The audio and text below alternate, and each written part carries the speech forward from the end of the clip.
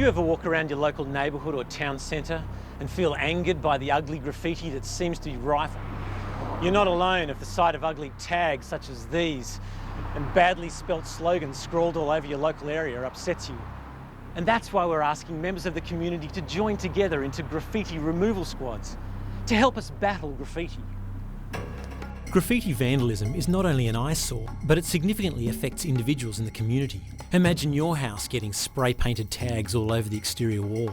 The cost of removing such vandalism isn't cheap, and this kind of vandalism has a hugely detrimental impact on businesses as well. The removal and prevention of graffiti vandalism is very costly. Tens of millions of taxpayer dollars are being spent annually on cleaning up graffiti and repairing the damage that it causes. Spending this public money on cleaning graffiti means that money isn't being spent on things that can benefit the community. Many graffiti writers think that targeting government buildings such as stations, schools and parks is a victimless act, as the government will pay to get it removed. This, of course, is untrue, and every tax dollar spent on the removal of graffiti is a dollar not spent on more important things. Graffiti vandalism can also make people feel unsafe. Surveys show that people who live in areas with graffiti vandalism perceive it to be a social disorder problem within their area. The types of properties reported to police as being targets of graffiti vandalism are most commonly residential dwellings, followed by business and commercial properties, educational buildings such as schools and colleges, and then other outdoor public places such as tunnels and external walls.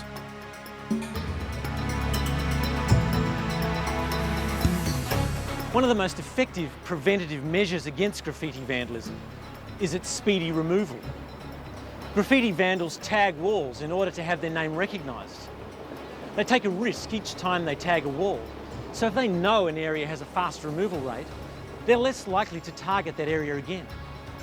This is why we're encouraging volunteers to come together and form graffiti removal squads in their own communities.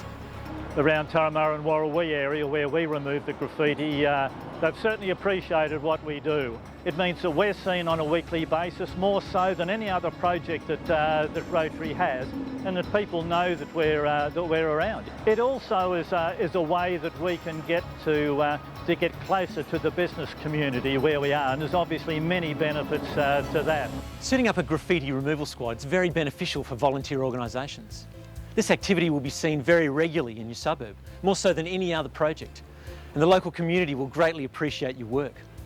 The nature of the work gets you closer to local businesses and gives you a reason to communicate and work with the local Chamber of Commerce. And if you're a community organisation, it's a good way to attract new members. The graffiti removal project is great for any size group, as only 2 or 3 people need to be involved at any one time.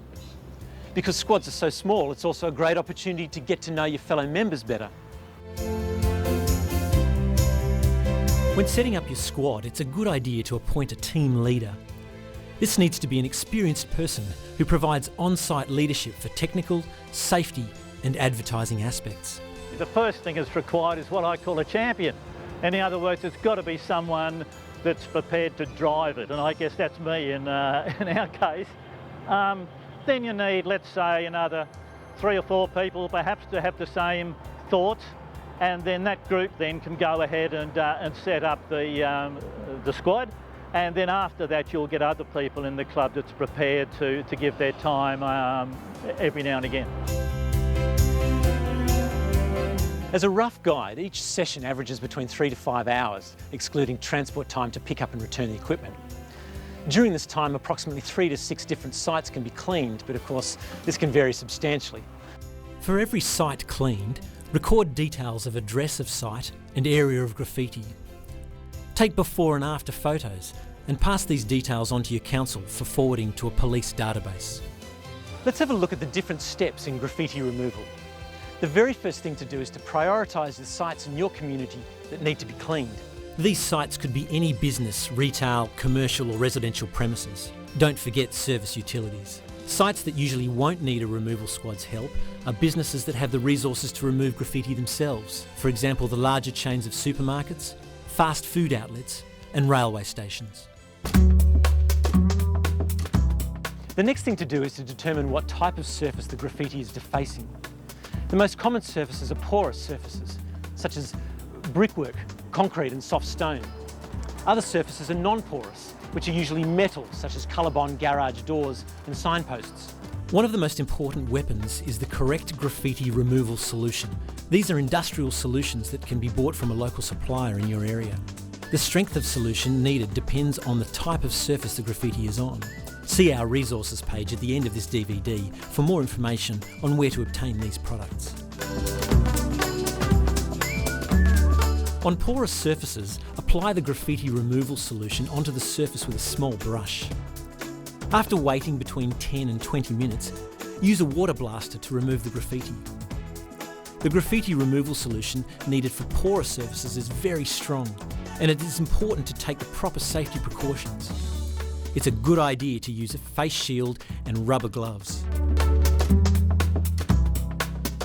For graffiti on painted surfaces, the only really effective removal technique is to actually repaint the defaced area.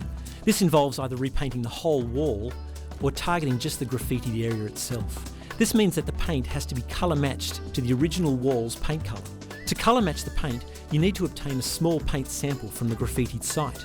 Then just take the sample to your local hardware store. It's a good practice to label and store any unused paint so that it is available for any repeat graffiti at the same site. Using a brush or roller, you must first apply a coat of stain blocker to the graffitied area. You need to put this primer on first, otherwise you will find that the graffiti shows through the first layers of fresh paint. This takes around 15 minutes to dry. Then, still using a brush or roller, apply colour-matched paint. Usually this would be an acrylic paint. A second coat may be required. You will find that if the graffiti is very fresh and the paint hasn't yet cured, then the graffiti can be removed using the appropriate graffiti removal solution for non-porous surfaces and some steel wool. This really can only be done in the first few days of the graffiti being applied. On metal and other non-porous surfaces such as plastic and glass, the appropriate graffiti removal solution should be applied with a rag and rubbed off using a light pressure. Steel wool can also be used to help remove the graffiti. It's a good idea to advise your local council each quarter of how much graffiti your squad has removed, including the number of sites and the square metres of graffiti. Reporting to your local council is important as it gives them feedback as well as keeping them informed of your squad's service to the community. A variety of equipment is needed, such as paintbrushes and rollers and wire wool. A squad will also need 2 or 3 long hoses and hose fittings, 3 for taps and 3 for connectors.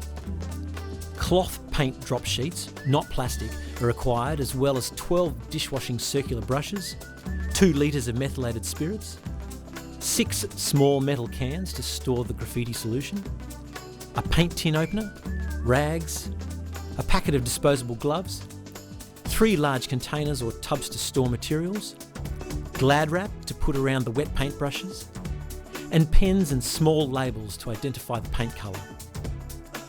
A water blaster is also a great graffiti removal tool. You should consider formal OH&S training for your team. At the very least, you will need face protector shields, rubberised gloves, overalls, plastic buckets and safety cones. As you can imagine, all of this equipment costs money. Funding can be sought from the councils, from the Department of Attorney General and Justice, and sponsorship from local companies. We also can have a relationship with the Chamber of Commerce. They've donated on 2 separate occasions and a community service award to us for the project.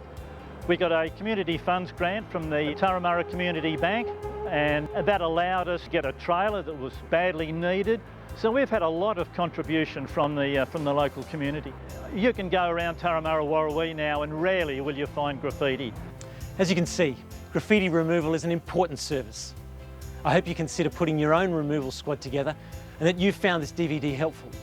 For further resources and information, you can visit www.crimeprevention.newsouthwales.gov.au or call 8688 3277.